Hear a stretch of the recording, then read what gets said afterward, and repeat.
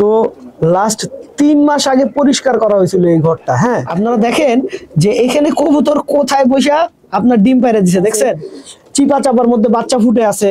তারপর এই লফটের জন্য বর্ষাকাল হইতেছে চরম সমস্যা। আচ্ছা, আর এইখানে কিন্তু 200 পাওয়ারের লাইট দেওয়া আছে। এই যে দেখেন এখানে আবার আড্ডা দেওয়া আছে। এই যে দেখেন উপরে কত সুন্দর বাচ্চা হইয়া ওই বাচ্চা বড় হইতেছে, দেখছেন? আসসালামু আলাইকুম দর্শকবৃন্দ, কি অবস্থা সবার, কেমন আছেন আপনারা? আপনাদের সবাইকে আমাদের নতুন একটা ভিডিওতে স্বাগতম। তো দর্শকবৃন্দ, এখন আমরা একটা লফটে আছি, ঠিক আছে? এই লফটের একটা জিনিস আপনাদেরকে দেখাবো, যেটা আসলে বেশ মজার জিনিসটা আগে আপনাদেরকে দেখাই। আপনারা এই যে এইখানে যে কবুতরগুলা দেখতেছেন, অনেকগুলা কবুতর রাখা। হ্যাঁ, তো লাস্ট 3 মাস আগে পরিষ্কার করা হয়েছিল এই ঘরটা। হ্যাঁ, এরপরে এই ঘরটা আর পরিষ্কার করা হয়নি। অথচ আমরা দেখেন কবুতরের ঘর কত বেশি পরিষ্কার রাখি। এখন এত কোনো পরিষ্কারই রাখে নাই, তারপরেও কবুতরগুলো সুস্থ আছে কিভাবে? এই জিনিসটা কিন্তু সবার মনে একটা ধারণা হইতে পারে। তো এইটা একটা হাই ফ্লাইং লফট, এখানে অনেক ধরনের হাই ফ্লাইং কবুতর আছে এবং এই লফটটাতে অনেক ভালো রেজাল্টও আছে। হ্যাঁ, আপনারা দেখেন যে এখানে কবুতর কোথায় বসা আপনার ডিম পাইরে দিছে, দেখছেন? নিচে বৈশা কবুতর ডিম পাইরে দিছে। চিপা চাপা কোনো বাদ নাই, সব চিপা চাপায় কবুতর ডিম পারতেছে। এখন এইখানে তারপরেও কবুতর এই 3 মাস ধরে পরিষ্কার না করার পরেও কেন কবুতরগুলো সুস্থ আছে এবং বাচ্চাগুলা কেন সুন্দর হইতেছে, এটা আপনাদেরকে একটু আসলে দেখানোটাই আমার মূল উদ্দেশ্য। ব্যাপারটা হচ্ছে, কবুতরের যখন অনেকদিন ঘর পরিষ্কার করা হয় না, এইখানে যদি পানি না পড়ে, যদি পানি না আসে, তাহলে এই কবুতরগুলো তেমন কোনো সমস্যাই হবে না। কিন্তু পানি আসলে একটা গ্যাস হবে, ওই গ্যাসে কিন্তু কবুতর সব শেষ হয়ে যাবে। আর যদি পানি না আসে এখানে, তাহলে যে ব্যাপারটা ঘটবে সেটা হচ্ছে যে আপনার কবুতর এই অবস্থাটার সাথে নিজেকে মানায় নিছে। আমরা অনেক সময় কবুতরকে ভালো অবস্থায় রাখি, অনেক সময় খারাপ অবস্থায় রাখি, তো মানায় নেওয়ার একটা ব্যাপার থাকে। তো এইভাবেই কবুতরগুলা নিজেদেরকে মানায় নিছে। মানায় নেওয়ার কারণে কিন্তু কবুতরগুলার কোনো সমস্যা আসলে হইতেছে না। ওরা সুন্দর বাচ্চা করতেছে, সুন্দর খাবার খাইতেছে, সবকিছু ঠিক আছে। আর এইখানে দেখেন অনেকগুলা কবুতর ছাড়া আছে নিচে। হ্যাঁ, এই যে দেখেন আপনারা বাচ্চা দেখতে পাইতেছেন, কোথায় বাচ্চা আছে, কিভাবে বাচ্চা হয়েছে, দেখছেন কিভাবে বাচ্চা রাখা আছে? চিপা চাপার মধ্যে বাচ্চা ফুটে আছে। তারপরে আপনার মনে করেন এই যে নিচে বাচ্চা আছে, সব জায়গাতেই মনে করেন কবুতর ছড়ায় ছিটায় আছে।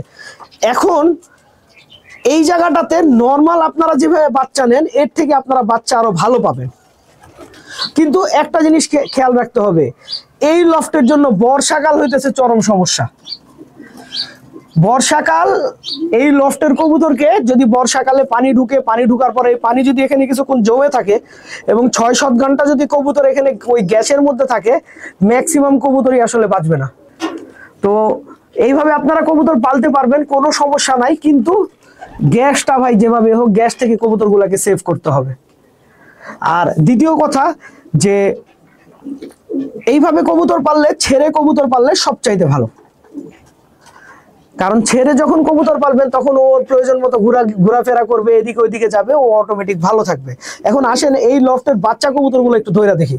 দেখেন কত সুন্দর একটা বাচ্চা কবুতর। হ্যাঁ, একদম সুন্দর একটা বাচ্চা কবুতর, একদম 100% ফিট আছে। ওকে ছেড়ে দেই। আচ্ছা, আর এইখানে কিন্তু 200 পাওয়ারের লাইট দেওয়া আছে। এইখানেও বাচ্চা আছে, দেখেন এই যে এখানেও বাচ্চা আছে, দেখছেন? অনেকগুলো সুন্দর সুন্দর বাচ্চা হয়েছে এখানে, এবং এগুলা কিন্তু সব রেজাল্ট করা কবুতরের বাচ্চা। এই সবগুলা কবুতরের কম বেশি রেজাল্ট আছে। এই যে দেখেন বাচ্চা বড় হয়ে গেছে, তার পাশে আবার মনে করেন মাদিটাও নতুন করে আবার ডিম পেড়ে দিছে, সব ঠিকঠাক। আমি একটু মেলটা একটু আপনাদেরকে ধরে দেখাই। এই যে দেখেন মেল কবুতরটা, এটা কি জাতের কবুতর আমি জানি না, ঠিক আছে? পাকিস্তানি কোনো একটা জাত হবে, অথবা আপনার বানানো একটা কবুতর হবে। খুব সুন্দর একটা কবুতর, মাশাআল্লাহ। ছেড়ে দিয়ে এখানে যে দেখেন এখানে আবার আড্ডা দেওয়া আছে। এই আড্ডাতে কবুতরগুলা বসতেছে, বের হইতেছে, ঢুকতেছে। ওভারঅল ওরা একটা ওদের নিজেদের মতো পরিবেশের মধ্যে সুস্থ আছে। হ্যাঁ, এই যে দেখেন উপরে কত সুন্দর বাচ্চা হইয়া ওই বাচ্চা বড় হইতেছে, দেখছেন? তো যাই হোক, যাদের আসলে জায়গা শর্ট, চাইতেছেন ভালোভাবে কবুতর পালতে, ঠিক আছে, তারা এই সিস্টেমে কবুতর পালতে পারেন। তো দর্শকবৃন্দ, ভিডিওটা আমি এখানেই শেষ করছি। আপনারা সবাই ভালো থাকবেন, 5 ওয়াক্ত নামাজ পড়বেন। আসসালামু আলাইকুম।